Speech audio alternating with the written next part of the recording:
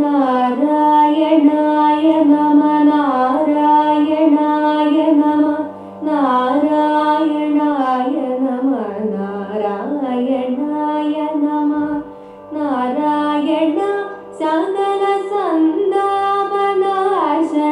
ജഗന്നാഥ വിഷ്ണു ഹരേ നാരായണായ നമ.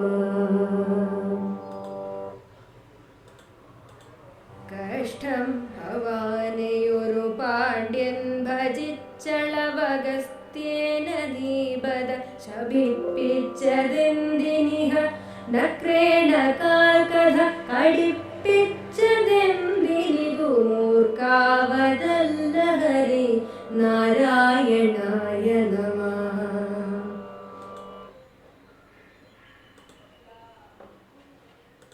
നാരായണായ നമ നാരായണായ നമ നാരായണായ നമ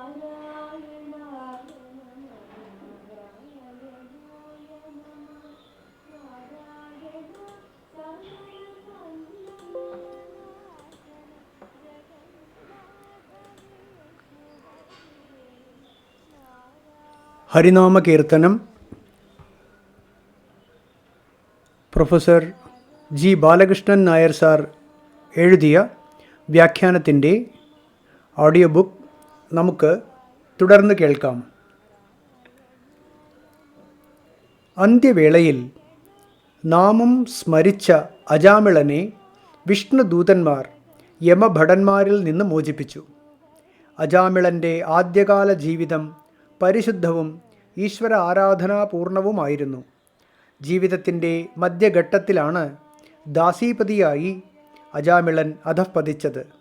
ഒരു പക്ഷേ പൂർവസംസ്കാരം തങ്ങിക്കിടന്നതാവാം നാമസ്മരണത്തിനും മോചനത്തിനും ഇടയാക്കിയത്. എന്തായാലും ഭഗവത് ഭജനത്തിലേർപ്പെട്ട ഭക്തനായ ഒരു പാണ്ഡ്യരാജാവിനെ ഭഗവാൻ കഠിനമായി പരീക്ഷിക്കുന്നതായിട്ടാണ് കാണുന്നത്. ആ ദൃഷ്ടാന്തം എടുത്തുകാട്ടി സ്വയം അത്ഭുതപ്പെടുകയാണ് ആചാര്യൻ അടുത്ത പദ്യത്തിൽ. കഷ്ടം ഭവാനെയൊരു പാണ്ഡ്യൻ ഭജിച്ചളവഗസ്ത്യേന നീബത ശപിപ്പിച്ചതെന്തിനിഹ നക്രേണ കാൽകഥ കടിപ്പിച്ചു പിന്നെയും അതോർക്കാവതല്ല ഹരിനാരായണായ നമഃ. ഒരു പാണ്ഡ്യൻ,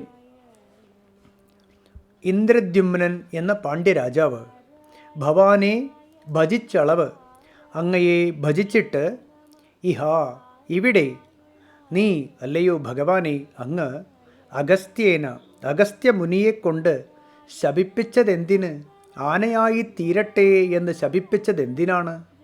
പിന്നെയും ശപിപ്പിച്ചതോ പോട്ടെ, അഥാ അതിനുശേഷം നക്രേണ മുതലയെക്കൊണ്ട് കാലിൽ കടിപ്പിച്ച് കഷ്ടപ്പെടുത്തുകയും ചെയ്തു. അത് ഓർക്കാവതല്ല. ആ കാര്യം ചിന്തിക്കുമ്പോൾ ആശ്ചര്യം തോന്നുന്നു. കഷ്ടമെന്നേ പറയേണ്ടു. ഹരിനാരായണായ നമഃ. ഹരിനാരായണന് നമസ്കാരം. ഇന്ദ്രദ്യുമ്നൻ എന്ന പാണ്ഡ്യരാജാവ് അങ്ങയെ ഭജിച്ചിട്ട് അല്ലയോ ഭഗവാനെ അങ്ങ് അഗസ്ത്യമുനിയെക്കൊണ്ട് ആനയായി തീരട്ടെ എന്ന് ശപിപ്പിച്ചതെന്തിനാണ്?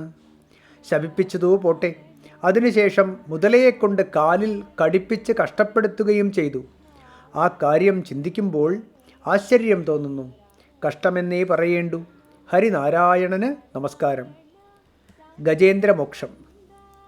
ഭാഗവതം 8-ാം സ്കന്ധത്തിൽ 2 മുതൽ 5 വരെ അധ്യായങ്ങളിലാണ് ഗജേന്ദ്രമോക്ഷം കഥ വർണ്ണിച്ചിരിക്കുന്നത്. ദ്രാവിഡ ദേശത്ത് പാണ്ഡ്യരാജ്യം ഭരിച്ചിരുന്ന മഹാരാജാവായിരുന്നു ഇന്ദ്രദ്യുമ്നൻ. വിഷ്ണുഭക്തനായിരുന്ന മഹാരാജാവ് ഒരിക്കൽ ഭഗവത് ആരാധനയിൽ മുഴുകി മൗനം അവലംബിച്ചിരിക്കുകയായിരുന്നു. ആ സമയത്ത് അപ്രതീക്ഷിതമായി അഗസ്ത്യമുനിയും ശിഷ്യന്മാരും അവിടെ വന്നു ചേർന്നു. തന്നെ സത്കരിക്കാതെ ഏകാന്തതയിൽ കഴിഞ്ഞുകൂടുന്ന രാജാവിനെ കണ്ട് മുനി കോപിച്ചു. ദുരാത്മാവായ ഇവൻ ഒരാനയായി ഇരുട്ടിലേക്ക് പതിക്കട്ടെ എന്ന മുനി ശാപവും നൽകി. ഇന്ദ്രദ്യുമ്നനാകട്ടെ ആ ശാപത്തെപ്പോലും ഈശ്വരേച്ഛയായി കരുതി ഗജജീവിതത്തിലും ഭഗവത് സ്മരണ വിട്ടുപോകാതെ തുടർന്നു. ഒരിക്കൽ ഗജേന്ദ്രൻ കരിണികളുമായി ത്രികൂടപർവ്വതത്തിൽ എത്തിച്ചേർന്നു. അവിടെ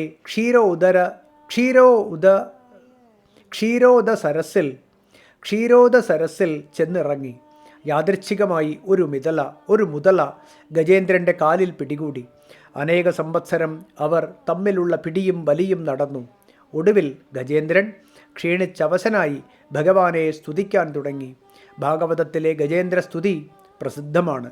തുടർന്ന് ഭഗവാൻ ഗരുഡോപരി ചക്രായുധനായി ക്ഷീരോദസരസ്സിലേക്ക് എഴുന്നള്ളി. ചക്രായുധം കൊണ്ട് മുതലയുടെ കണ്ഠം ഛേദിച്ച് ഗജേന്ദ്രനെ മോചിപ്പിച്ചു.